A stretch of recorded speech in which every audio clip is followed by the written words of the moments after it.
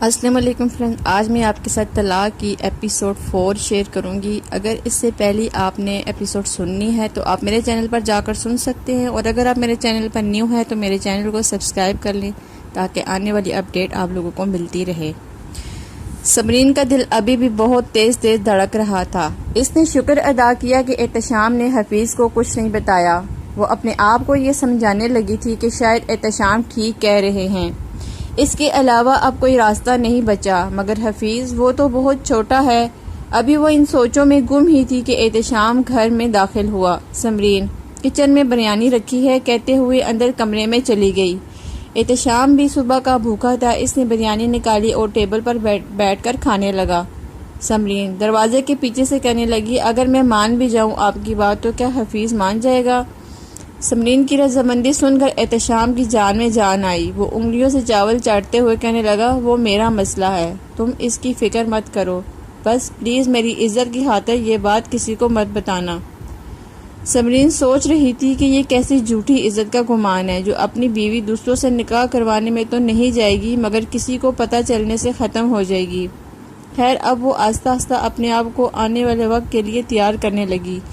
احتشام اور وہ ایک گھر میں تھے مگر الگ الگ کمروں میں سوتے، اور سمرین ہر ممکن کوشش کرتی کہ اس کے سامنے نہ آئے، مگر صرف رات کے کھانے پر اسے ایک ہی میز پر بیٹھنا پڑتا تھا، کیونکہ احتشام نے ایک ہفتے پہلے اپنے امی ابو کو عمرے پر روانہ کر دیا تھا اور حفیظ رات کا کھانا کھانے اوپر آتا تھا، اور اسے شک نہیں ہونا چاہیے تھا۔ ایک عجیب سا احساس سمرین کے دل میں ہوتا جب حفیظ سامنے بیٹھا ہوتا۔ شروع میں سب مشکل تھا مگر پھر سب معمول جیسا لگنے لگا۔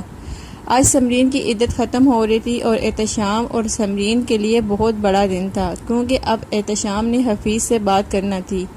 رات کا کھانا کھا کر سمرین بچوں کے کمرے میں چلی گئی۔ حفیظ بھی اٹھتے ہوئے کہنے لگا، چلے بھائی آپ آرام کریں، میں بھی سونے جاتا ہوں۔ احتشام، یار کل تو اتوار ہے، بیٹھو کچھ بات کرنی ہے تم سے۔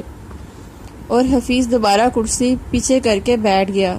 سمرین کا دل بہت تیز دھڑک رہا تھا۔ وہ کمرے میں بیٹھی تھی مگر اس کے کان اور دماغ لاؤنج میں ہی تھے۔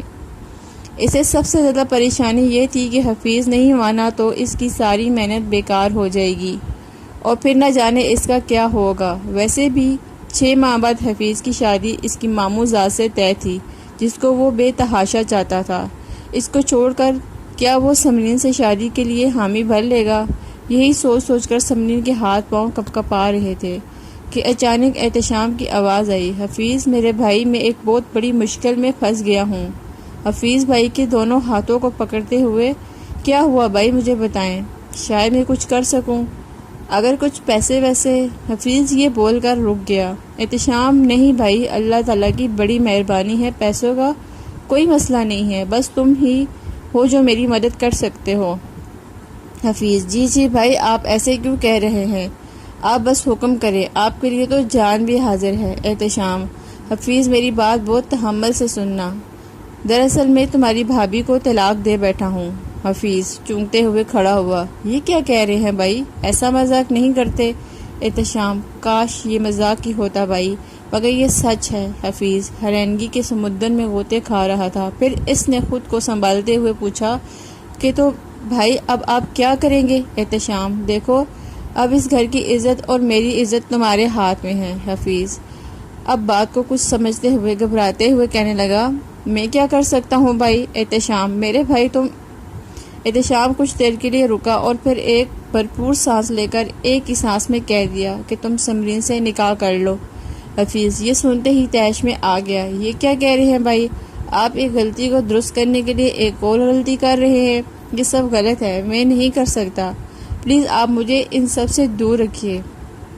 احتشام، دیکھو میرے بھائی، میرے بچے ابھی چھوٹے ہیں اور ٹوٹے گھر کے بچے تمہیں پتہ ہے بگڑ جاتے ہیں، پلیز اپنے بھتیجا بھتیجی کے لیے ہی مان جاؤ، تم ہماری آخری امید ہو۔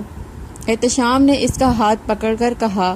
حفیظ نے جھٹکے سے ہاتھ چھڑایا اور جانے لگا۔ وہ دروازے کی طرف بڑھ رہا تھا کہ سمرین نے جب دیکھا کہ بات ہاتھ سے نکل رہی ہے تو وہ کمرے سے تیز باہر آئی اور حفیظ کے سامنے کھڑی ہو گئی۔ نہ جانے اس میں اتنی ہمت کہاں سے آ گئی تھی۔